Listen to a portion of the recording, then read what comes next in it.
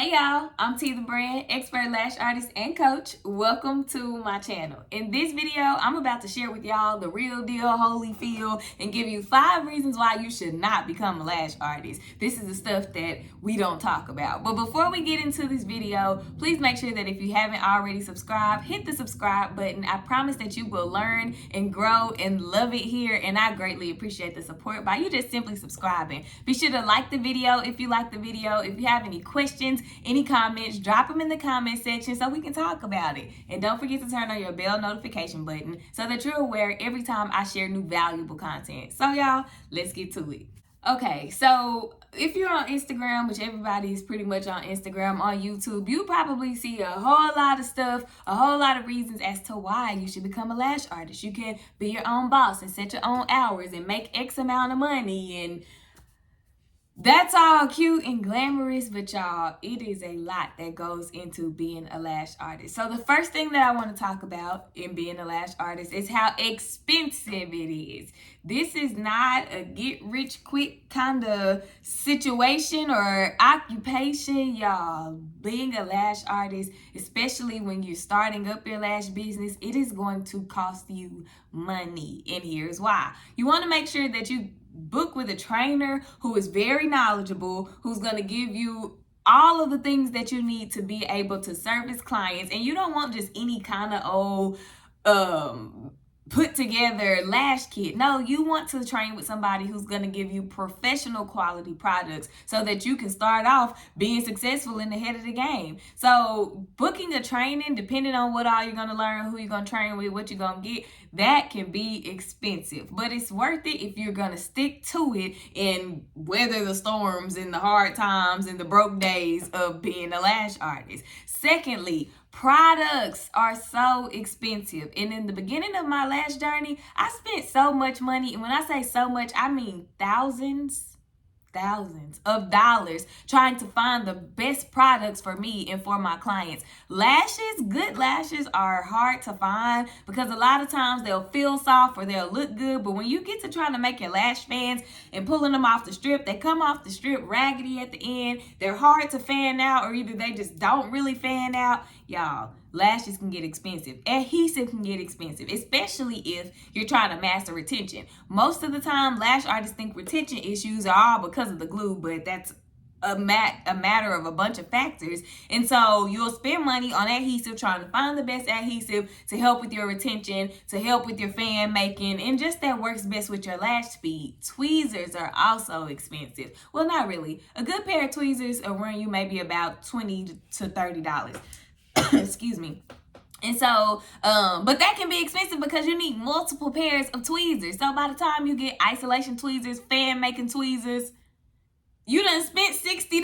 If you want backups for both, then you've doubled that to $120. So it can start to build up and get expensive, especially in the beginning. But quality products are super important, and that's the only way that your lash life is going to be any kind of easy. But it does cost money. So lashing is expensive. And if you have a suite, oh my gosh, you have to pay your rent or your leasing fee for your suite, business insurance, and what else do I pay for?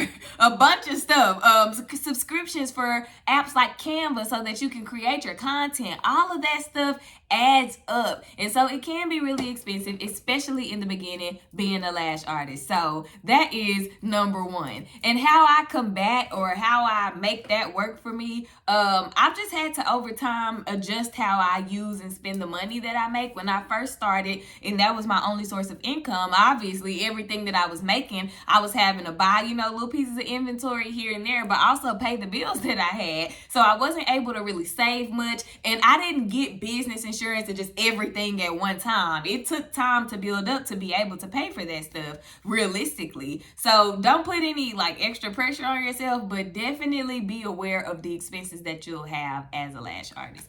I'm gonna pull my notes up, y'all. Y'all know I keep some notes. Okay, so the second reason why you shouldn't become a lash artist. Well, let me not say shouldn't become a lash artist, because I never want to discourage anyone from chasing their dreams and from becoming a lash artist. Like, eyelash extensions have totally changed my life. I love my job. This is the best job I've ever had, ever. And so I don't want to encourage anybody to not become a lash artist, but these are just, different things that you'll face in being a lash artist. Being a lash artist is so time consuming. In the beginning of your journey, first of all, training, secondly, practicing, and then once you start actually working on people, it takes a lifetime to get through a set, or at least it'll feel like a lifetime. My first couple of lash sets, it took me 4 and 5 hours to complete them.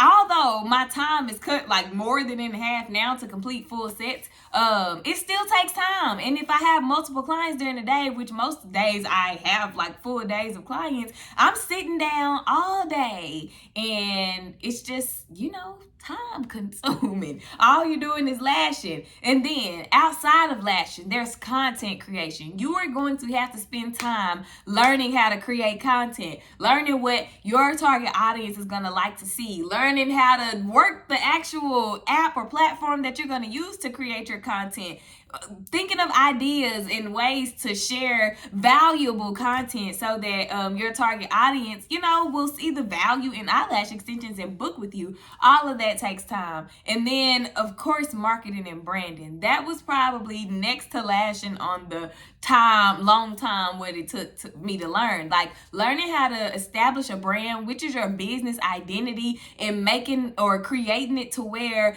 you have stuff that can evolve over time, it'll be timeless. You don't ever have to change your logos, because a lot of times people think that branding is just logos and colors. No, you have a branding message and the tone of your brand, and of course your colors, your fonts, your logos, and the things that people get to see. But developing that and feeling solid on what you've created, oh my God, it takes time. You're gonna have a lot of trial and error. So there's that. And then learning to market, learning how to present the content that you've spent time creating and creating in a way that aligns with your brand, learning how to put that out there so that people will actually want to get the services. It's super time consuming. But it's so important, because as a lash artist, you're not just a lash artist. It's not just simply, people coming and you're doing their lashes. Like, there's so much more to the job, and all of it is time consuming. So yeah, if you're not ready to be the photographer, the videographer, the content editor and creator and creative director and all of the things, whew. Okay, so moving on to the next thing, body aches. This is something that's so real and something that I did not prepare for. I don't know how I could have prepared for all of the body aches that come along with being a lash artist. First of all, you're using your hands in the same way over and over and over. Your hands are going to get sore. Sometimes your muscles are going to get tired. I've had experiences to where my thumbs would go numb, my pinky would go numb from isolating, and y'all, oh my God. And then that travels up through your arm to your shoulder, your back, your lower back from sitting down, especially if you're sitting in an uncomfortable chair or uncomfortable stool. Your butt is going to start hurting. That's going to shoot pain up your lower back and eventually up your back. It's also going to shoot pain through your thighs and through your calf muscles and down to your feet. Y'all, lashing is going to hurt your body. And the way that I have managed that is I have a membership at Massage Envy, so I can get at least one massage a month for, I think the fee is $75 now. So that's a massage a month for $75. And then if I don't use the massage that month, the next month I got 2 credits. So if I want to split one in half and do an hour and a half massage instead of just an hour, I can do that. But definitely make sure that you are doing something to take care of your body. Make sure that you are hydrating. Drink water. You need water so that those muscles aren't cramping up and getting tight and locking up. I've experienced that too. My massage therapist be like, girl, what are you doing? I can feel that your body is dehydrated. You need to drink more water and more water. So making sure that you hydrate, making sure that you stretch. Y'all, TikTok, I just recently found on TikTok some hand massages that you can do for yourself or that you can have somebody help and do for you. And I was like, why didn't I look up this sooner? TikTok has everything. Look on TikTok for hand massages. I promise it will save your life. I got so much relief the other night when I found it. Yes, I just found it. I got so much relief when I just found it just from doing some of those exercises. So making sure that you're doing hand massages, making sure that you're stretching in between clients. You do not want your body to be in pain because it's going to hinder the work that you're able to do. So those are my recommendations for countering the body aches of being a lash artist. All right, so reason number 4 why being a lash artist may not be at the top of your career choices. It is a lot of work. And I kind of talked about this when I talked about how time consuming it was, but taking time to perfect those skills, that ain't something that's like, oh, in a month I got it. Oh, in 3 months I got it. No, in 3 months you're still not gonna be super great. You'll be better than you were from day one if you've been consistently practicing, but your speed, pause. Do not put pressure on yourself to lash faster. It's not going to happen with a magic wand. It's literally going to take time. You have to build up muscle memory in your hand, and you just have to get used to doing it over and over. Everybody's eyelashes are different, so you may be able to easily finish a set or in less time finish a set for somebody who has straighter lashes. But when them curly gangster lashes come on your lash bed, it's going to take you some time. So do not beat yourself up about how long it's taking you to complete sets, especially in the beginning. And when I say in the beginning, I'm going to say about your first year being a lash artist. It takes time. So making sure that you're practicing and perfecting your skill, that's time consuming. Well, this isn't about time. This is about work. It's a lot of work to learn how to perfect your fans, perfect your isolation, perfect retention, and all of the things that lashing involves. Again, going back to content. Content creation is work. I had no idea it was going to be so hard creating content or finding a flow or finding a way to create content that worked for me, allowed me to be my authentic self, and present it in a way that my target audience will want to receive it.